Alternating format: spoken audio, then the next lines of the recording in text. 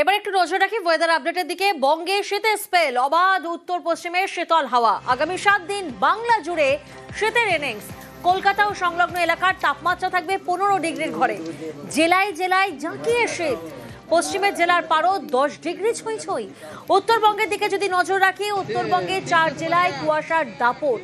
কুয়াশা ঘেরা দার্জিলিং, জলপাইগুড়ি, আলিপুরদুয়ার, কোচবিহার। দার্জিলিং এর তাপমাত্রা 5 ডিগ্রি সেলসিয়াস। আগামী 7 দিন একই রকম থাকবে তাপমাত্রা। আগামী কয়েকদিনের যা পূর্বাভাস তাতে আমাদের পশ্চিমবঙ্গের সমস্ত জেলাতেই শুষ্ক আবহাওয়াই থাকবে। আর রাতের তাপমাত্রা বা সর্বনিম্ন তাপমাত্রা আগামী কয়েকদিনে সমস্ত জেলাতেই খুব বেশি তারতম্য হওয়ার সম্ভাবনা নেই। আগামী 7 দিনেই ±1 ডিগ্রির মধ্যেই থাকবে। দক্ষিণবঙ্গের জেলাগুলির মধ্যে সব থেকে কম হয়েছে শ্রীনিকেতনে 10 ডিগ্রি।